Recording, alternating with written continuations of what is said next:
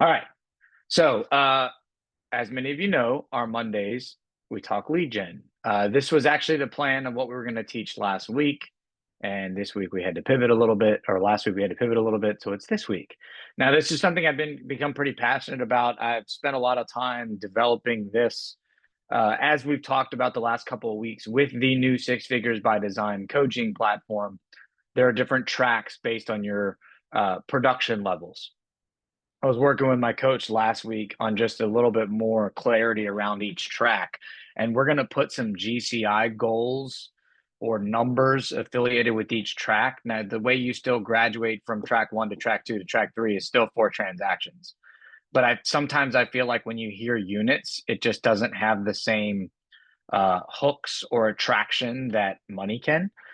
We're all in sales, so we all want to make money, whether that's our core value or not, doesn't matter. It's still important to us. That's why we have a job. And so giving us some a little bit more attractive qualities to what each track is going to be focused on, I think could be helpful. So I want you to look at track one, where most of you are. There's a few of us that have moved into track two, but most of us are in track one. That is essentially your first $30,000 to $40,000 in real estate. Now, the average transaction or gross commission income is 10 grand. It's a little bit over 10 grand now. It's like $10,800 in our market. That's in Richmond across the board. The average sales price is about 425. It might have gone up a hair. If you pull out new construction, it's a little bit closer to 425. And the average commission is 2.5%. Hey, Austin, I Now, don't see your slide. Did you move the slides? I haven't changed slides at all. I'm Okay, just talking.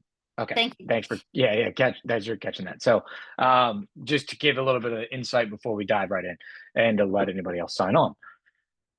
Thank you, though.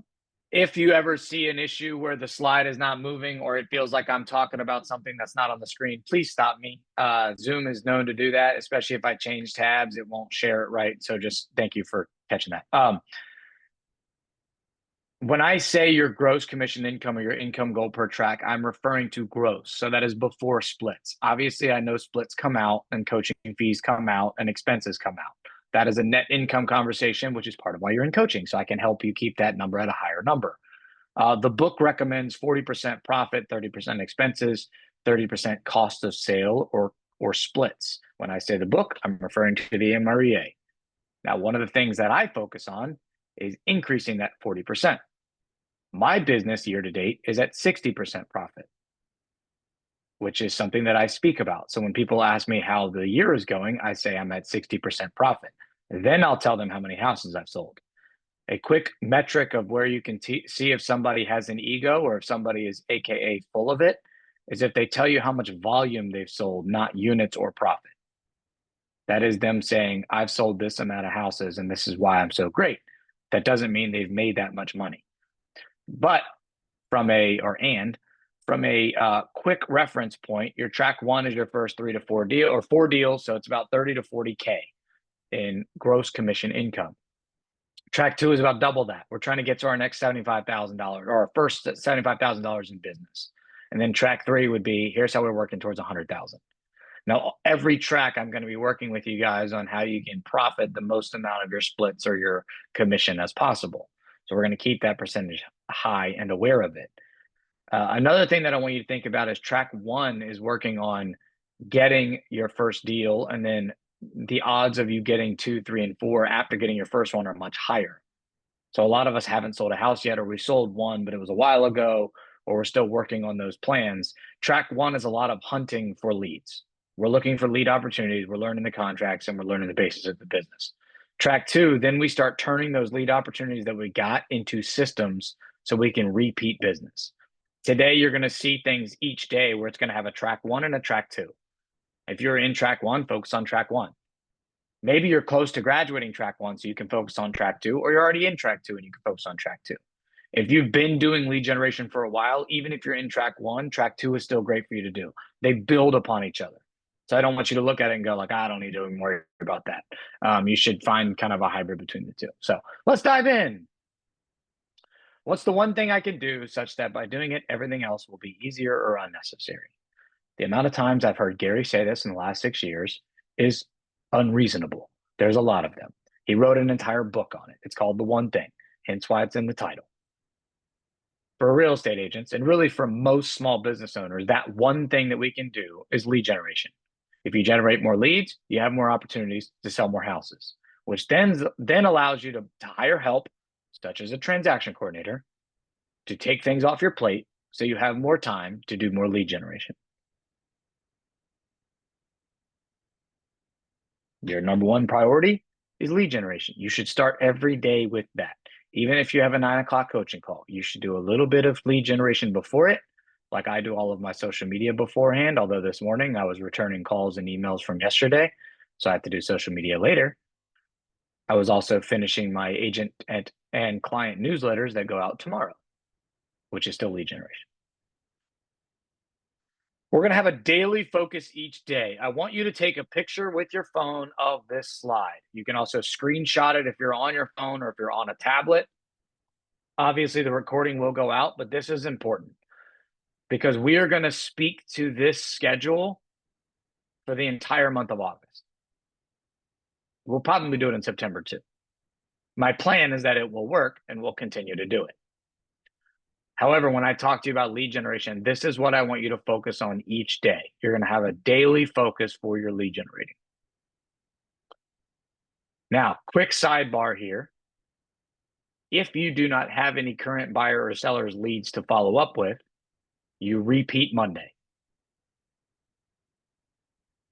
And really that falls on any day. So for example, if you're not doing an open house this weekend, then Fridays and Saturdays can be more database touches. I've talked about it before. Your two top lead dominoes or lead levers are your database and your open houses. If you do not have a database, you have to create one because everybody has a database. We've talked about this before. You have a cell phone with contacts in it. You have some form of social media, hopefully. And you have other things that you do outside of real estate, which is an opportunity to build a database. I coach and train jujitsu. I've sold $8 million in real estate in the last 10 months from jujitsu. That was a test to see if you guys listened to what I said earlier. That was a volume quote. It's been 10 units. So 10 houses in 10 months, a house a month. By a show of hands, how many of you would like to sell one house a month or more? And every one of us has some sort of hobby, activity, kids activity, hair salon, barbershop, etc., that we do outside of. Now Zoom's telling me everybody's raising their hand. Yeah, that was my doing, Zoom. Everybody has something we do outside of real estate that can become a referral opportunity. Now, it's not going to happen day one. I've been at that jiu-jitsu studio for 6 years and counting, and I'm there every single day. And it has built over time. Last year, I think I did 3 or 4 deals from there. This year, I've already doubled that. The one that I put under contract last week was a buyer for 1.2 million from jiu-jitsu. Pretty good sales price. By the way, they're going to sell a house that's the same price. That's a good year for some agents, and I got it out of 2 people. And I did nothing extra. So we want to build our database and focus on that. Tuesday buyer lead seller follow-up. We'll talk more about that tomorrow. I'm going to use this as the opportunity now too, since most of you are on the call. I'll send an email out again later today as well. Our ALC meeting from last week got moved to this week. Beth was out, a couple other people were out. So tomorrow we're going to have our ALC meeting. What that means for coaching is we will meet downstairs in the training room next to the kitchen, and we will do lead generation as a group in person. So for those of you that have not attended it, what it looks like is I start the training at about 9 o'clock. A few minutes before that, I'm going to give you some scripts or dialogues that you can use and what we call RWATs or real estate workout of the day, give you certain activities you can do. And you're going to lead gen for an hour while an hour and a half, but an hour while I go upstairs and do the ALC meeting. And then I come back down and we talk about your wins and successes. I will say this, occasionally the ALC meeting runs long. So if you get to 10:30 and I'm not down there, you're dismissed until 11. Don't feel like you have to wait for me. And then you can come back up into the 11 o'clock meeting. I'll send an email out about that reminding you. Now, these are focuses. So what I mean by that is that does not mean you can't lead generate in these other areas on those days. A real obvious example with this is I'm not saying do social media 1 day a week. You should post something or interact with people on social media probably every day or at least close to it, Monday through Friday. And yet Wednesday is our focus. So we may have more time available Wednesday where we're going to DM or message people. We're going to comment and engage in other people's content that they're posting. We're going to add people. We're going to work on our profiles. We're going to record a video. Those type of things are going to happen on a Wednesday. Whereas most other days, maybe we're just posting and commenting. Referral partners and vendors. I'm going to give you slides for each day. So we're going to talk a little bit more in detail. But even if you don't have referral partners or vendors, that's your opportunity for Thursdays to start devoting some time to meeting people. And so on and so forth. Now, the last little reminder, I just said this, but I just want to make sure it's clear. If you have a day where you can't do or aren't doing something that's on this schedule, you replace it with database. And when I say database, I mean anybody you already know. So I could have a Friday where instead of door knocking, I'm going to go spend extra time at the hair salon because I'm getting my hair done. And I'm going to make sure everybody in that salon knows that I'm in real estate. Or maybe I'm going to talk to the receptionist at the front desk or the owner of the salon and say, hey, would it be cool if I left my business cards up front? Because they already know I'm in real estate, et cetera, et cetera. All right, let's dive in. So Monday, we talked about our database. If you're in track 1, you're going to focus on this. If you're on track 2, you're going to focus on this. Now, you'll notice the activities are pretty much the same. They just scale because you're building a muscle. So you're getting stronger or better at these things. Now, what you're saying may be a little bit different. For example, in track 1, as you're getting into real estate, you may be asking for updated info by letting them know, hey, I got into real estate. One of the things I'm passionate about or that I'm being coached to is to stay in touch with people I already know, like, and trust. I realize I don't have a good email for you. Would you mind sharing it with me? That's your text or your DM or your call. Now, a piece that I have on here, and this is for A or B, and you'll do it again, or track 1 or track 2, and you'll do it again on Tuesdays as well. Calling around just listed or just solds. There are a couple ways we can do this. My favorite one is using listings within the office. Doesn't have to be your listing. That's part of why you're at Keller Williams. Now, there's 2 different ways you can do that. If you have access to information or data or clients around, I'll get you in a second, Lynn, around a listing, you can call them. Or what I do, I keep an eye out for what sells in the neighborhood or near people in my database. So then I reach out to them. Hey, did you see what your neighbors just sold for? I talked to a client this morning from that. It was actually her daughter's house, but she asked me, can I put a cash offer in on this house? And I said, no, it's pending. Well, you could, but I don't like backup offers. Coaching moment for another day. Lynn, you got a question?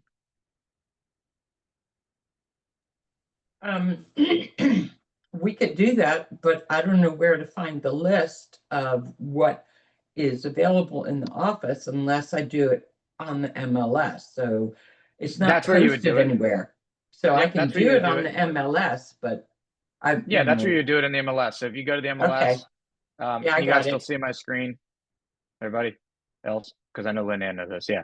So on the bottom of the MLS, there's typically a My Listings tab. It may be in a different location for you. Keep in mind, I've been a part of the MLS for 13 years, so I've moved some of the stuff around. But you can come to My Office Listings or My Pending Listings.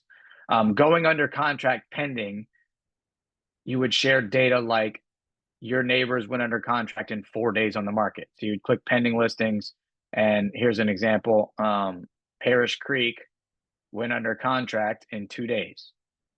Now, you can't share what it went under contract for, A, because you don't know that data, and B, because it's confidential while it's pending. But you can share that this sold pretty quickly. Same thing with this would be another good one, the 3 days. 3 days. If things are selling quickly in your neighborhood, reach out if you'd like to know what it closes. That's an easy script or follow-up you can use. Now, what you can also do, and this is probably helpful for you guys to know to write down, if you go to search, and you go to sold, and don't even really need to worry about active. But our office code is KLR W01. Again, that's KLR W01. So in the last 6 months, our office has closed 81 listings. Now, if you want to be specific, go back 30 days. So you can change sold to 30 days. Okay, we've closed 15 sales in the last 30 days. Pull those up, and now you can start flipping through. So you may say like, oh, I know somebody that actually lives near there. Let me call them. Now, Lil's not going to care if you do that because you're not doing anything with their clients. Same thing with comment. Taylor's not going to care, blah, blah, blah. Now, you may follow up with the listing agent just to make sure they're not already doing that. But I can speak with a lot of confidence. Unless it's my listing, they're not. Best team might be. But everybody else, they're not. It's an underutilized activity. And the reason why I know they're not is because we would have a lot more listings if they are. To have 90 agents and have 30 active listings and only 11 pending shows me they're not really following up. Good question, though. Oh, wrong thing. There we go. Now, handwritten notes, we want to get in the habit of doing this. So you can use your Monday with your database touches to knock out a week's worth of handwritten notes. Because if you remember, our track 1 goal is 5 notes a week or 1 a day. You can set aside 30 minutes to write them out. Now, here's a lead gen hack for you. That script I gave you, hey, homes in your neighborhood are selling fast. Reach out to me if you'd like to know what they're closing for, is a great handwritten note. Now, don't do that every month to the same people. But that's a great, easy way to do it. And it's one I use. And it works. Sometimes they'll even reply and say, hey, I wasn't thinking about moving, but after seeing some of the neighbors sell for so fast, maybe I should think about it. Ha, ha, ha. And then I tell them the price and they go, okay, I should definitely think about it. When can you come by? The office exclusive that I posted last week was a referral from a buyer that just closed. We talked. They were thinking about selling their house in May of next year. I told them what they could get for it. They asked me to come by last Thursday. And we signed. And they're on the market. Well, they're office exclusive. They're going to be on the market in September. They thought they could get 250. They can probably get 325. I told them they owe me a couple of referrals because I just gave them $75,000. You can ask for updated info like we talked about. You can share one tip. Another idea is you can invite them to a home search or an open house, especially if they're renting. Or if they own a house and they want to see what an open house looks like from the seller's perspective, invite them to an open house. This is something Kim is big on. I have my own thoughts depending on the people in the open house. However, there is some value to inviting people to an open house. You can say, hey, come catch up with me. I'm going to be at this house. We're going to have snacks and drinks. Stop by, bring the kids, look at a cool house. When I'm talking to sellers, I explain to them, hey, an open house is not necessarily a strategy to sell your house. It is a marketing tool that we as agents use to meet more people. Will it sell your house? Maybe. I'm using it to meet more people or to show off our marketing or to meet neighbors or and instead of ors. And so you can use that approach to your database. Hey, here's an opportunity where I'm going to be at a house. That's nice for 2 hours and you can swing by and chat with me. I know the house isn't, and you can be specific too with the clients. I know the house isn't exactly what you're looking for. It's in a different area. It can give you an idea of what's out there. You can see the traffic. You can see buyer demand. We can get a chance to get face to face. By the way, my lender is going to be there. Come meet Jackson or whoever it may be.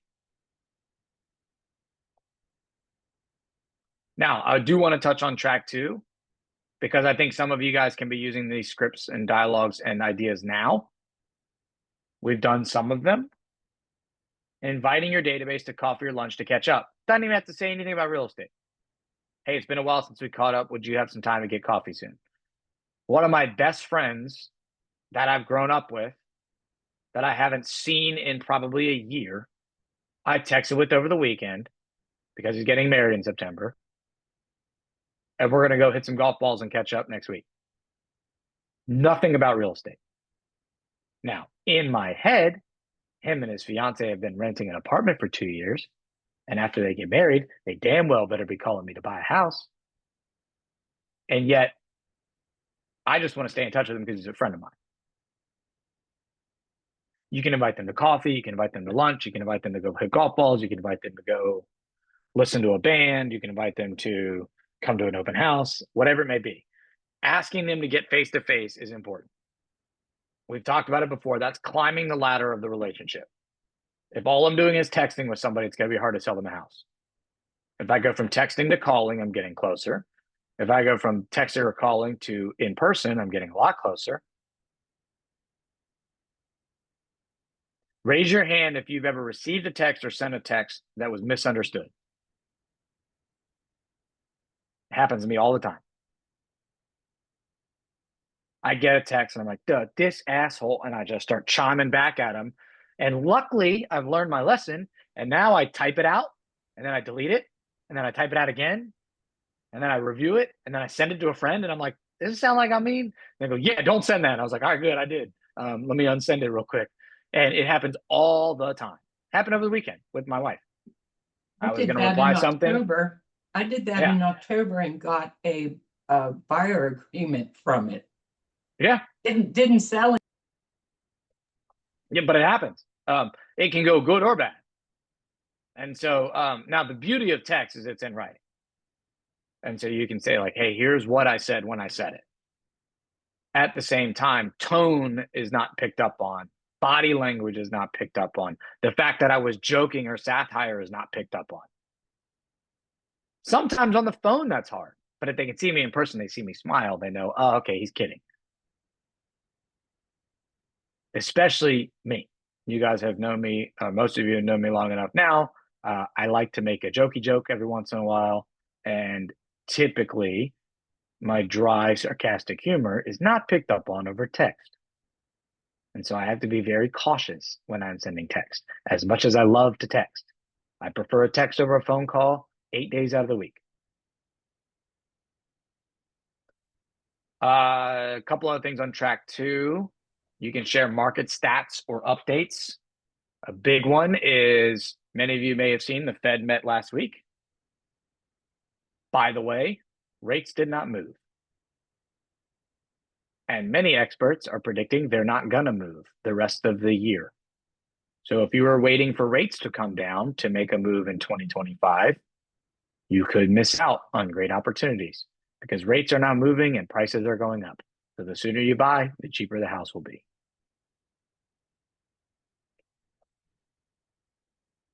We are also still seeing high demand. I just showed you a couple listings that went under contract in 3 days, 2 days. Things are still selling quickly. The average days on market for our area right now is like 18 days. That's including new construction. The average days on market for our listings on our team is 11, or my listings are 11 days. We're selling them even quicker. The average client script, I believe I mentioned this before. I've used it with success already myself. I picked it up on a training a couple weeks ago for that financial advisor training. When I'm meeting with people, my average client sends me 2 referrals throughout the transaction. That's the average client script. I've used it twice. I've gotten 2 referrals from different people. One of them was that listing I just mentioned. I used the average client script on the buyer. He sent me a referral. The funny thing was he sent me a referral and said, hey, my friend Tyler wants to buy a house. I called Tyler. Tyler says, yeah, we got to sell our townhouse and buy something else. It's like, sweet, that's 2 deals. And they're my favorite kind of client. So you never know where the referral may lead, and you should treat all referral equally. All right, let's talk Tuesdays. Remember, if you don't have buyers or sellers, get some. And B, repeat Monday. So if you don't have anything Tuesdays, repeat Monday.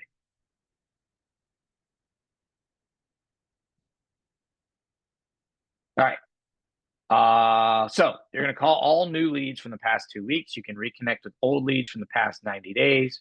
You want to make sure, this is important. Any lead you meet with, add them to your social media. It's really easy. It's also a quick way to recognize if they're real or not, if you get an internet lead or something like that. I got another one over the weekend. Katrin's going to relate to this because I think you've gotten one before that we've talked about. Guy came in from Realtor.com, said he has $2 million in cash and wants to buy a house in Chesterfield. Like, there's a lot of houses you could buy for $2 million in cash. Can you tell me more about the house? He said, yeah, single family. There's a lot of single family homes you can buy in Chesterfield for $2 million in cash. Can you provide proof of funds? Yes, absolutely. When do I need to get it to you by? As soon as you want to start the process. What? I thought I only needed to do it before touring homes. Well, so we can provide the proper level of service, we require it up front. Hope you understand. Haven't heard from him since. Fake lead. The funny thing is, I got another one this morning that said, I'm looking to sell a piece of land. Can you help me? No, been down that road before, got scammed once, not doing it again. If it seems too good to be true, it probably is. If you can't find them on social media, that's red flag number one. Obviously, not everybody has social media. This is especially important for like people you meet at an open house or they're a referral from somebody, like people that you know are legitimate. Maybe you're not sure what level of lead they are yet, but you can still add them to social media. Now, a tool that we're going to go over probably next week in training, and this is something that you get provided for being a part of coaching, is a pipeline tool. Now, your pipeline tool is anybody looking to move in the next 6 months. A's would be in the next 30 to 60 days. B's would be in the next 90 to 120 days. And then C's would be at some point in the next 6 months, but something has to happen that I can't control. For example, they're waiting for a tenant to move out of a house that they need to list. Or they're waiting for their lease to run out, which doesn't run out till June of 2026. So they want to get closer to the end of their lease, et cetera, et cetera. They stay on your pipeline because this Tuesday can also be looked at as pipeline day. Now, I didn't want to say pipeline day because that would be confusing if you don't have a pipeline. While we're here, I'm going to go ahead and show you my pipeline, and I'm going to show you a quick exercise. Now, you guys will get your own copy that'll be blank. You have seller leads, you have buyer leads, you have current listings, you have under contract, you have closed. Where's my little number guy? There it is. Now, your pipeline goal is half of your annual transactions goal. So if you want to do 20 deals in the year, you need to have at least 10 leads in your pipeline. Now, what you can do from this isn't right. There's obviously more than 6 people there.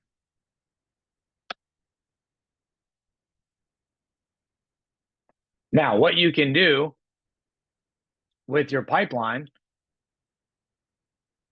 is you're going to add up A's, B's, and C's. However, we know that A's and B's are the ones that go under contract. So as you can see, I have a lot of C buyers on here. They're not necessarily going to go under contract anytime soon. I need B's and I need to move the B's to A's. And I need A's and I need to move the A's or B's to A's, et cetera, et cetera. Now you can round up if need be. Sorry. You can round up if need be. But keep in mind, we want to keep track of what these A's, B's, and C's are. So for example, if your annual goal is, I want to do 17 deals, make it 8 for your, or 9 for your pipeline, round up 1. You'd rather have more on your pipeline than less on your pipeline. So we'll talk more about that. And then you can follow up. So Tuesdays, I follow up with pretty much everybody on this list, regardless of A's, B's, or C's. Now I'm going to start with the A's. Then I'm going to go to B's. Then I'm going to go to C's. That way, if I run out of time, I lost track of following up with the C's. I'm also going to make a note for next week where I left off. So for example, if I call these 5 people this Tuesday, I'm going to make a note, hey, follow up with Jeremy, Joe, Mary, and Victoria next week. So it continues to flow that way. You also should be adding to your pipeline every time you get a new lead, which is why there is a month lead received on here as well. Okay, back to the thing. And then we mentioned you can call around just listen, just sold. And I said use the office. Wednesday, social media. So pretty much the same thing here. The only difference is it's going to scale. One of the other activities we're going to work on in a Tuesday, not tomorrow, but coming up, is creating some of these guides that you can provide. They're not hard to produce, and once you produce them, they're done. But for example, I have a home buyer guide. So if somebody's thinking about buying a house and they would like a free home buyer guide, I can provide them one. I don't provide them one just because they have to ask for it. It's also a good way to do is like giveaways. Same thing with home seller guide. Now, a home seller guide could also be a one-pager that says top 10 renovations for best ROI when selling a house. And by the way, ChatGPT will make all of these for you. And then you can personalize them. That's more of a track 2 thing, and yet you can start doing it in track 1. So things to keep in mind with social media, we want to get in the habit of recording video. They can be short. You can think reels in the beginning. They don't need to be long form where you're giving a bunch of content out. The point is to post. It doesn't need to be important or polished. The important piece is getting it posted. That's for video and for regular posts. A lot of my videos are me holding a phone up or putting it in a little selfie stick and talking. I don't have an editor. I don't have a videographer. It's the consistency that builds over time. They can also be short. The number one mistake buyers make when looking for a house is blank. By the way, the number one mistake buyers make is they try to look at houses before getting pre-approved. Here's why that's important.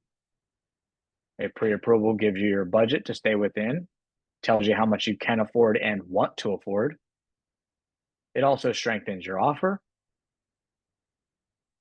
And it allows me to provide a consistent high level of service, so I keep things within your budget criteria. Those are 4 I just came up with off the top of my head. Again, ChatGPT can help you with video scripts. A trick I've started developing is I will post the camera on a selfie stick right behind my computer, and the script is on my computer. So I'm literally reading, and people can't tell. Although now you're probably going to go watch my videos and go, he's reading. I can see his eyes moving, because you know, but nobody else knows that. And so they're not going to know. And if you comment that he's reading, I'm going to delete it. Just kidding. Get in the habit of posting. Another important piece here is the direct messaging. That's going to not only trick the algorithm, it's going to build engagement.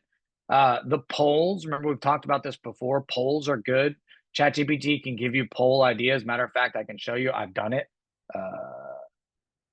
Real estate poll ideas. Give me polls related to real estate to post on social media to boost engagement. And it gave me home preferences. It gave me real estate decisions. It gave me home features. These are, I mean, there's 15 of them. So that's 15 weeks of polls if I'm doing one a week. And you can tweak them. Yeah, so you can see. Would you rather buy now before rates go higher, wait and see what happens? That'd be a great one to do right now. Then when they click and say, wait and see what happens, you can reply to them and say, tell me more. And then you can use what Lynn said. Did you know that an average $10,000 in price is going to cost you more than 1% rate? Or another response would be, did you know right now we're seeing opportunities where a seller can give a credit to buy your interest rate down? So you can lock in that future interest rate today at today's prices, which is ultimately going to save you even more money. You can offer market analysis, kind of just did that with the rates. And then a big one is contests or giveaways for engagement. These do not need to be huge. You don't need to go out and buy a Solo stove or a Blackstone grill or a Yeti or any of the things that you've seen in our office lately. They can be small, like a $5 Starbucks gift card, or the joke I make every time with that, a $7 Starbucks gift card, because $5 won't buy you a cup of water at Starbucks. They can be small. If they're under $25, you can write them off on your taxes. See CPA for guidance on that. And it's a great way to boost engagement. Any questions on social media before I keep going? I know I'm picking things up a little bit. All right, sweet. Thursday. Referral partners. This is a big one. This is something that I'm really focused on as of late, is building referral partners. I have a couple of great ones, and I want a team of good ones to back up those great ones. Another opportunity that you have as you start building referral partners is you can connect them with each other. I connected Jackson to a financial advisor last week, and the three of us are going to do an event in September, which will attract people that I don't know through their databases that I can meet to possibly buy or sell a house. And it makes me look good by saying, hey, XYZ person, meet ABC person. And then they can send each other referrals, and I'm just known as the connector, which is, as a realtor, what you want to be known as, is the connector of people. If you're in track 1, get in the habit of reaching out to 5 vendors. You might not have a preferred vendor list yet, so you're working on building those. The easiest way to do it, ask them to coffee to chat about their business, and ask them questions. What's your ideal client? How long have you been doing it? Do you have capacity to take on more clients? Do you have any goals that you're working on? They will in turn ask you questions as well, so be prepared to answer, even if you don't know. What's your ideal client? Anybody that's looking to buy or sell a house right now. There's some humor in that, and yet it's true for most of us. Another idea you can do is to follow Keller Williams agents specifically, because if you follow other companies, they're going to try to recruit you, and it gets annoying. Not to point fingers, but Real and EXP are the big ones. I have 8 pending friend requests on my Facebook right now from the last 2 weeks of Real agents. And I'm not accepting because I know what they're going to tell me. Hey man, have you thought about joining Real? Yep, I was at Real. I hated it. I left. Thanks anyways. And I don't want them to see my value or our coaching or any of the stuff that I do on my Facebook. That's for my relationships, which I bleed red. I'm never leaving Keller Williams again. Period. I'm unrecruitable. Mainly because I think my wife would kick me out of the house if I change brokerages for a 4th time in 3 years. At the same time, I've found the value that I want at Keller Williams, and I plan on becoming a MAPS coach and all the things. You're not going to recruit me out of Keller Williams. Don't waste your time. So what I do is I find other Keller Williams agents outside of our market, and I add them to social medias. This is all the social medias, and then I network with them. I have over 130 Keller Williams agents outside of the state of Virginia in my database, in my command, literally in my command. They get a newsletter from me every month, and I get a newsletter from probably about half of them, which gives me all kinds of ideas. You don't have to necessarily say, hey, I want to be your Richmond agent for any referrals. You may just get ideas from them. You may see videos they're posting that you're like, I could do that. That's easy. And then do the Richmond version. We call that R&D in real estate, which is not research and development. It's rip and duplicate. That is the entire premise behind the MREA. Here are models, systems, and examples of agents that have done X, Y, Z at a high level. Here's how you can go do it. If you're a podcast listener, the MREA comes out with a podcast every Monday. I was listening to today's before this call that tells you something that an agent is doing at a high level. This particular week's is an introverted agent who has $140 million a year business from farming, from a newsletter that she writes herself, prints in the office herself, and used to deliver on roller skates around her neighborhood. Pretty interesting, also very specific, and yet there's nuggets you can take away from there that you can apply to your business. That's why you add these agents to social media, so you can do the same thing. They will also do it to you, so put out good value, because then they're going to go, hey, I really like what Chris Spawn's posting on Facebook. If I have somebody move into his area, he's going to come top of mind because he likes your post or she likes your post. A big recommendation too is post a story with success with your clients.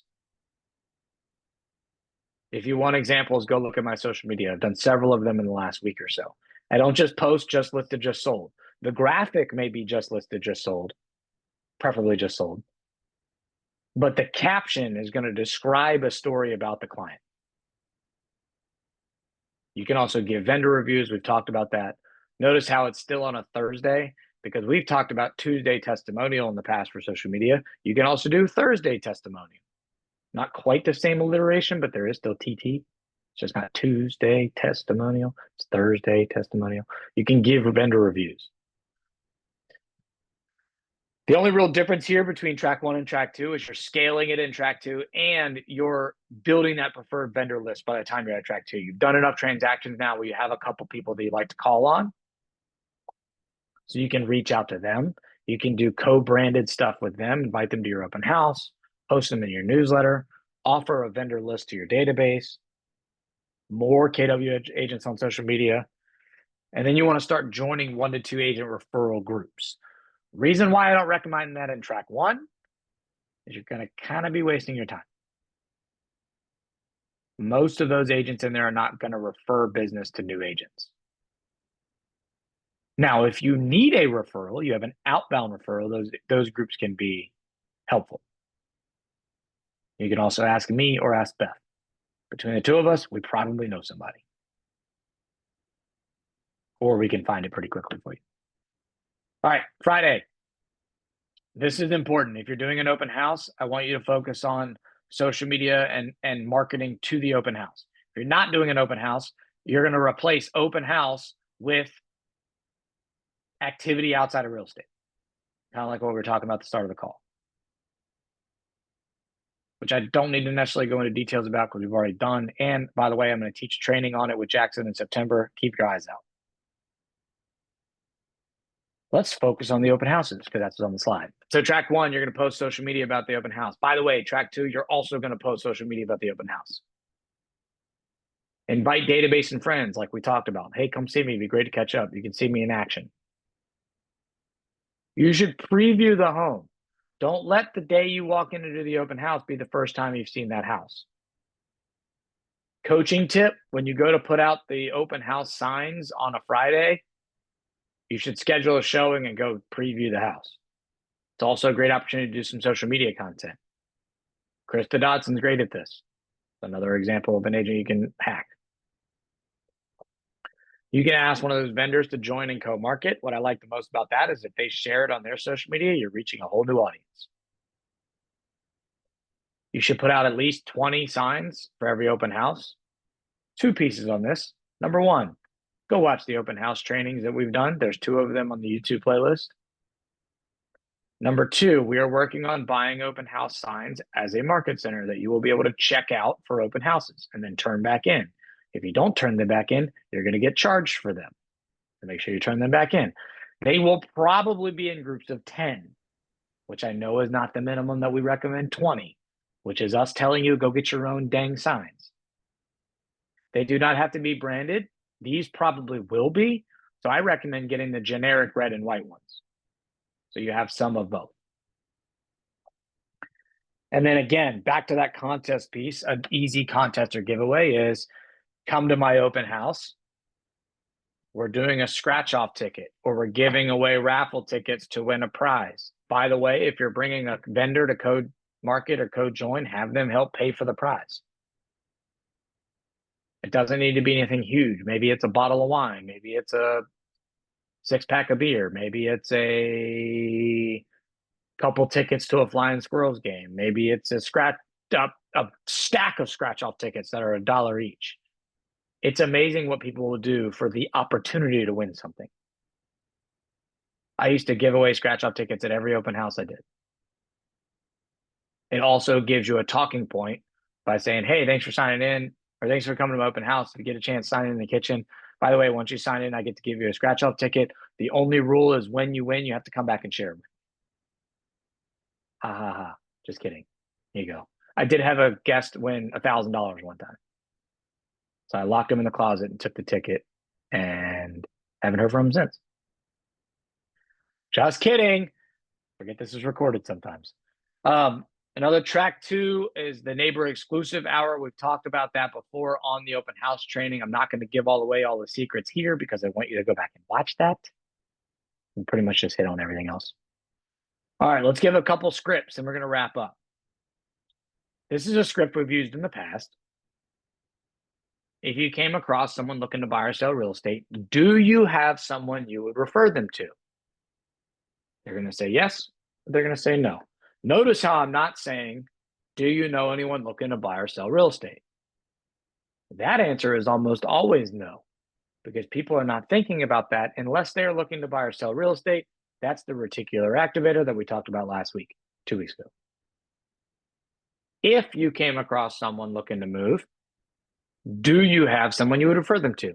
If they say yes, say, would you mind introducing me to them? If they say why, you can say, because I got into real estate and I'm looking to learn from people that are known, liked, and trusted by people I know, like, and trust.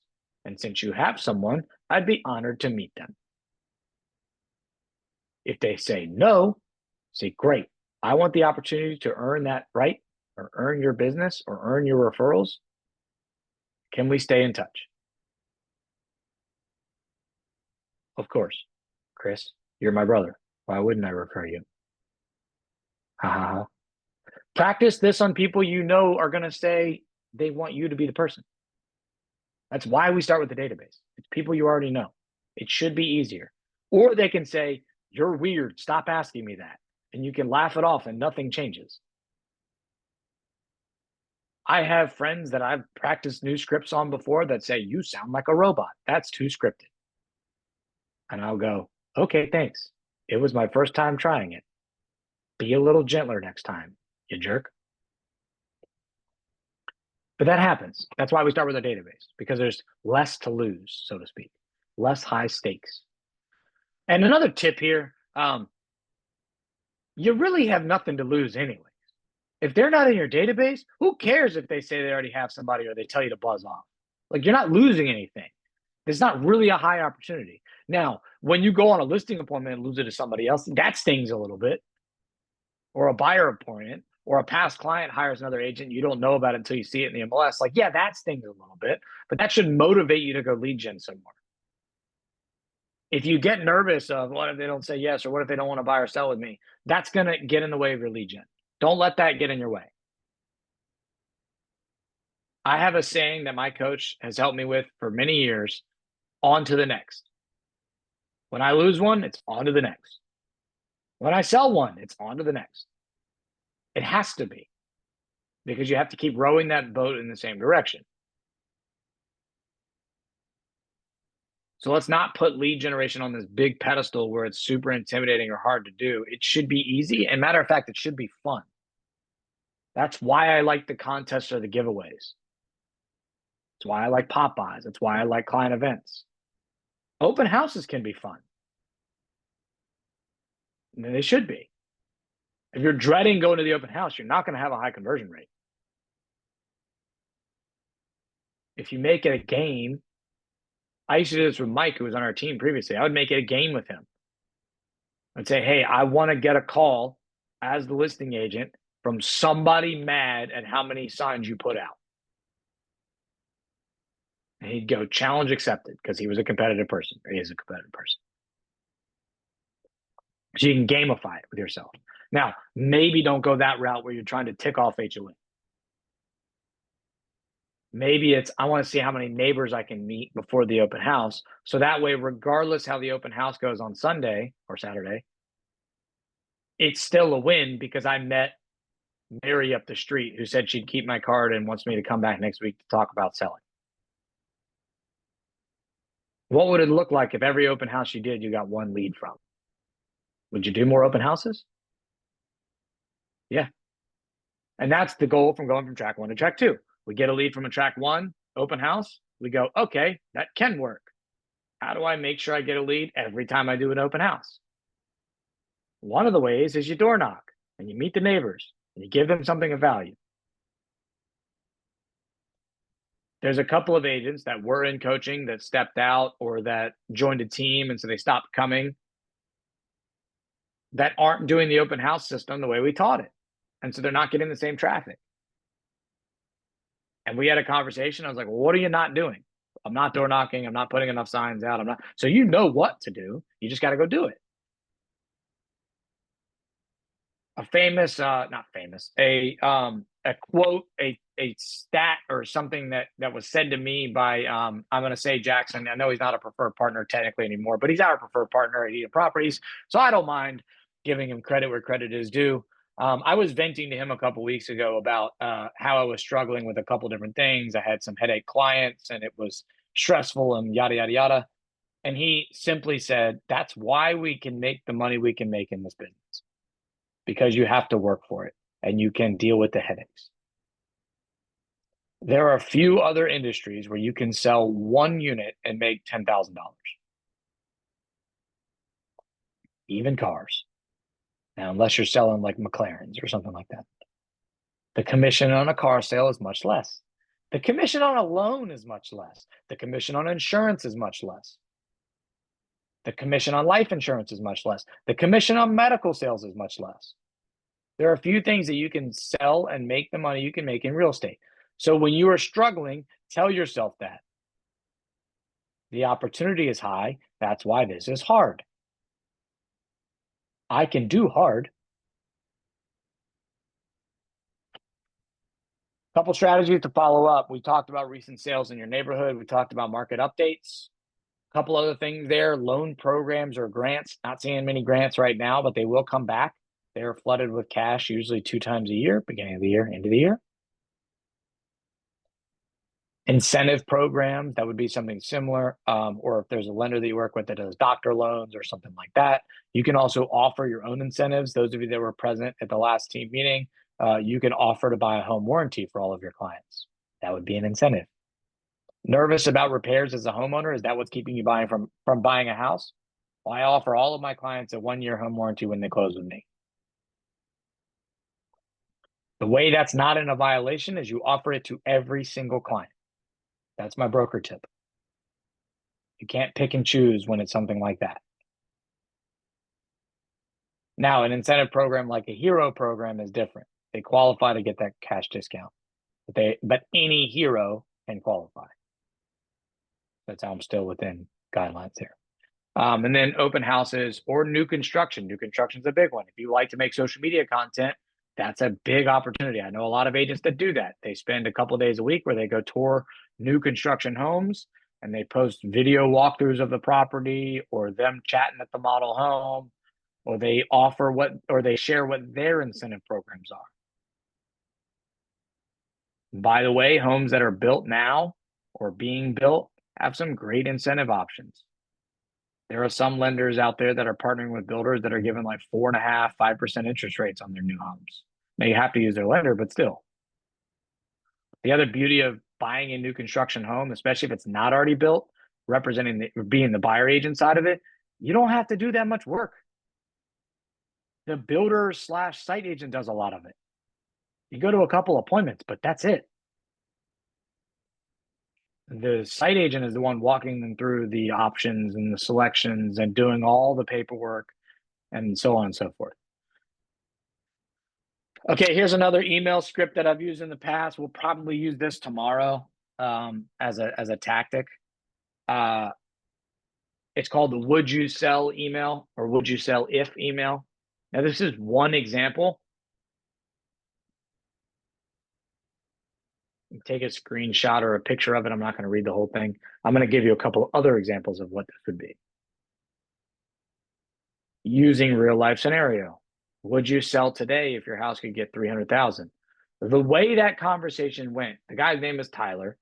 I was talking to Tyler on the phone. He told me his now wife owns a townhouse that she bought in 2020. He says, I think we have a good amount of equity in that, and we would be able to use that as a down payment. Great. Do you have a price in mind of what your house could sell for? While he's telling me this, I'm looking the house up on the computer. He said, yeah, I think we could get like 250, maybe 275 if we're lucky. Okay, Tyler, that sounds great. I'm pulling it up right now. You mentioned you were looking at like May of next year. Would you sell sooner if I told you can get 300,000? Yes, absolutely. You really think we can get that? Tyler, if your house is in good shape, I think we can get more than that. Do you have time next week where I can come by and chat with you about it?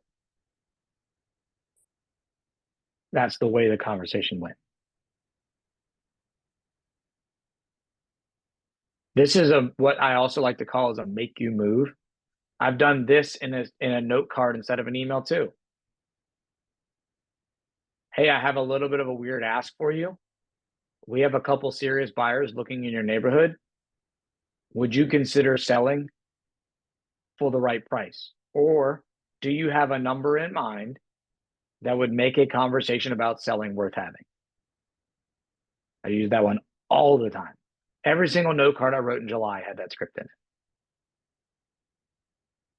I wrote 50 notes in July. I write 10 a week, which is only 2 a day, by the way. Actually, I wrote like 46, but I rounded up. One of the weeks I didn't hit my goal. My coach fussed at me, but it happens. Okay, that is all I have for today. I know we went right up until 10 o'clock. Does anybody have any questions before we log off?